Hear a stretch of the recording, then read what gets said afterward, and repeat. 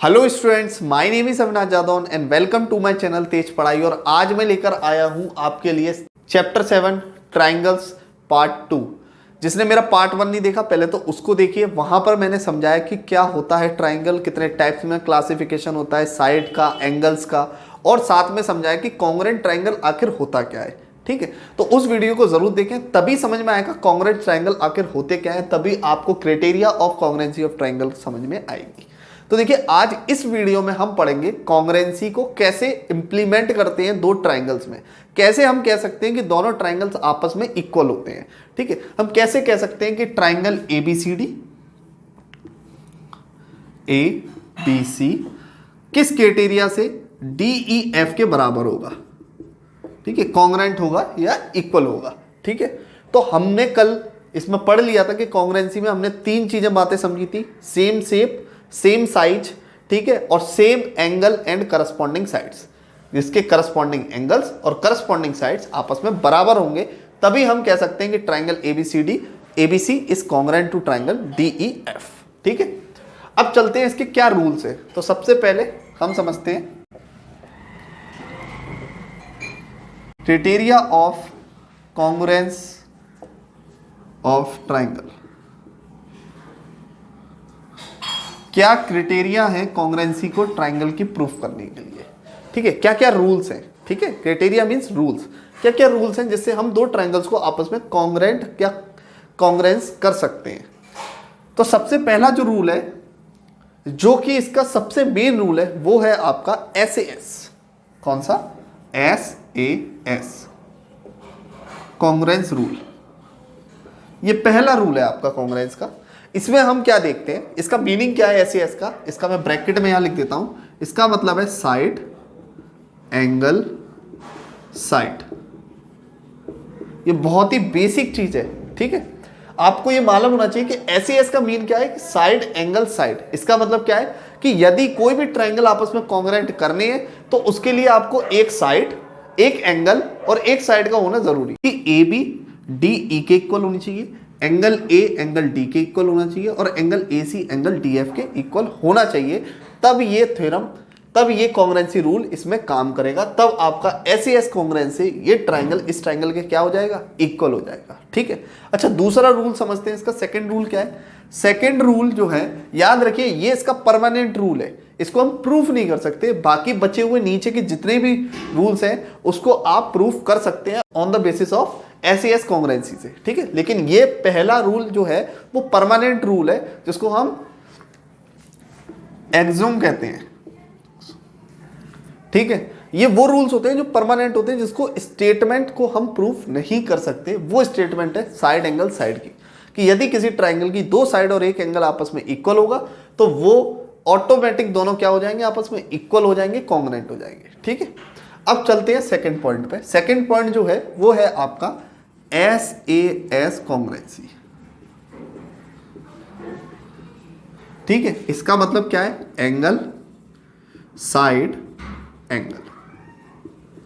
इसका कहने का मतलब ये है कि दूसरे रूल में हमें ये बताता है कि दोनों ट्रायंगल अगर कॉन्ग्रुएंट करनी है तो उसके दो एंगल्स और एक साइड आपस में बराबर होना चाहिए। तो जिसका मतलब क्या है कि अब आपको साइड गिवन नहीं है, अब आपको सिर्फ दो एंगल्स और एक साइड इक्वल शो करनी है। ठीक है, तो अभी हमने देखा कि इसमें आपको साफ दिखाई दे रहा है इन दो ट्रायंगल्स में कि एंगल A एंगल D के इक्वल है, एंगल A एंगल D के इक्वल है, और आपको यह भी पता है कि एंगल AB वो एंगल B एंगल E के इक्वल है, और साथ में एक साइड भी दे रखी है जो कि है AB इक्वल्स टू DE। देखिए, इसको हटाकर मैं यहां लिख दूंगा angle B equals to angle E। अब आपको साफ दिखाई दे रहा है ये क्या है, एंगल है, ये क्या है, साइड है, और ये क्या है, एंगल है। तो एंगल, साइड, एंगल, ये प्रॉपर्टी लगाकर हम इन दोनों ट्रायंगल्स को कह सकते हैं बाय SAS कॉन्ग्रुएंस से कि ये दोनों ट्रायंगल आपस में क्या है, इक्वल है। ठीक है, अब चलते हैं थर्ड रूल की तरफ। थर्ड रूल जो है वो है आपका एंगल, एंगल, साइड कॉन्ग्रुएंसी, जिसको हम बोलते हैं एंगल, एंगल, साइड। ठीक है, AAS।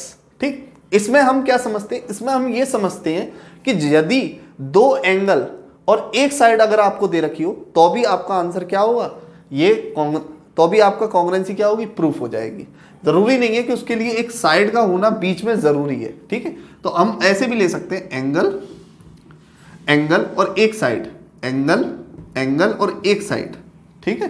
तो अब हमारी समझ में आ गया कि ए बी इक्वल है डी के, उसके बाद हम इस लाइन को हटा देंगे, हमारा एंगल बी एंगल ई के क्या है, इक्वल है, और उसके बाद एक और लाइन लिख देंगे जिसको लिखेंगे B C is equal to E F, ये हमारी क्या हो जाएगी, साइड हो जाएगी, ठीक है। तो एंगल एंगल साइड, इस प्रॉपर्टी से हम डबल एस से इसको कॉन्ग्रुएंस कर सकते हैं, ठीक है।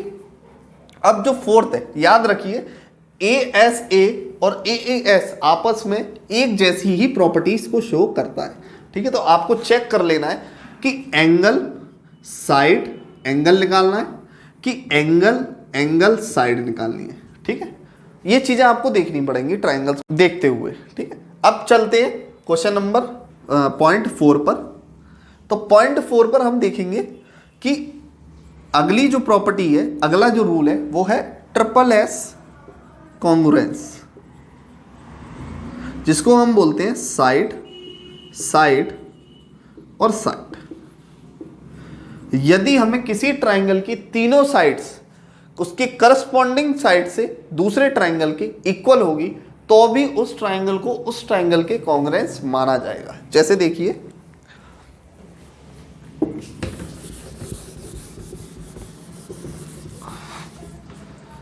इसका मतलब ये है कि जैसे मैंने एक ट्रायंगल बना दिया आपका ए बी सी और दूसरा ट्रायंगल बना दिया आपका डी ई एफ। अब आपको साफ मालूम है कि ए बी डी के इक्वल है, ए सी डी एफ के इक्वल है और बी सी ई एफ के इक्वल है।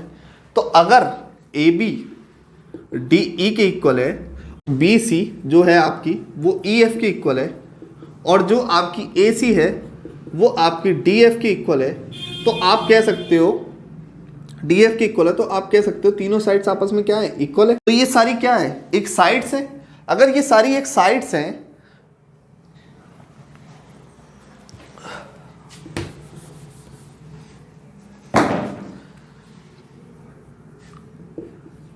तो ये साइड क्या है, डी एफ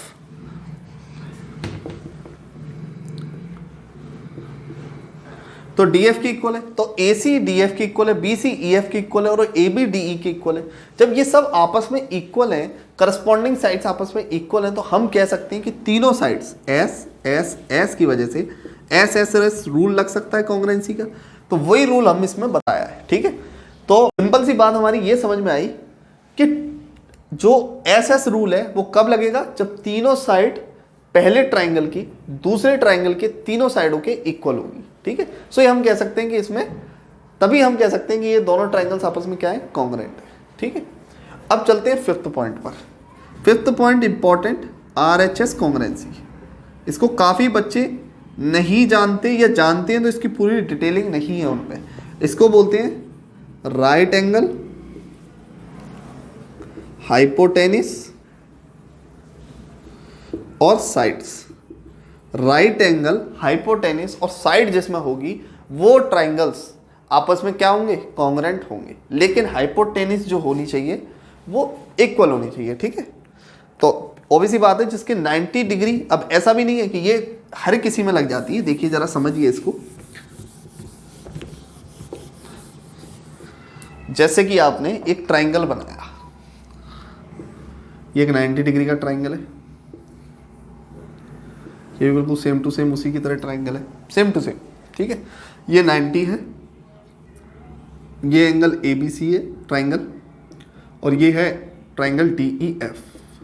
अब आपको मालूम है ये साइड इस साइड के इक्वल है और एक साइड और दे रखी है, समझ लीजिए वो ये साइड है, ठीक है, ये साइड है समझ लीजिए।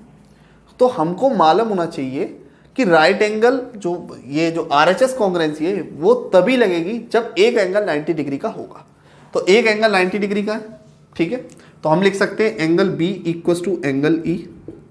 उसके बाद दूसरी पार्ट में क्या है, हाइपोटेनिस, तो हम हाइपोटेनिस ले सकते हैं, A C is equal to D F. और तीसरे पार्ट में बोला है कोई भी साइड जो उसकी इक्वल हो, तो हमको मालूम है side B C is equal to E F.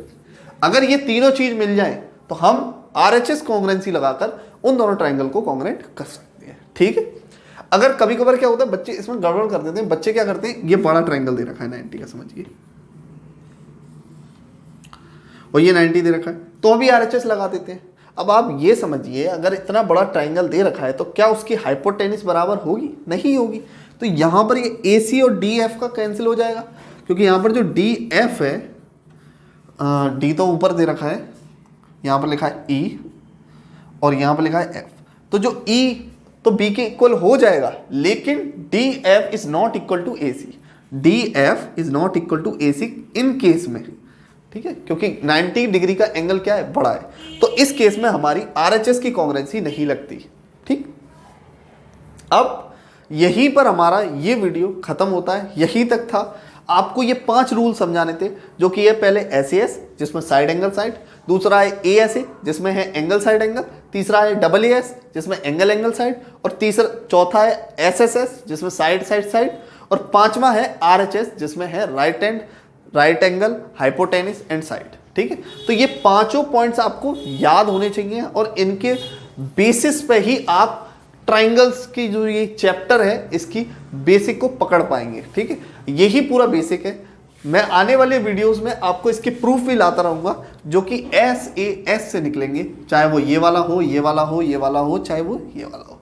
सारे प्रूफ्स हैं सबके, बस पहले वाले को छोड़कर। ठीक है, तो यहीं पर वीडियो खत्म होती है।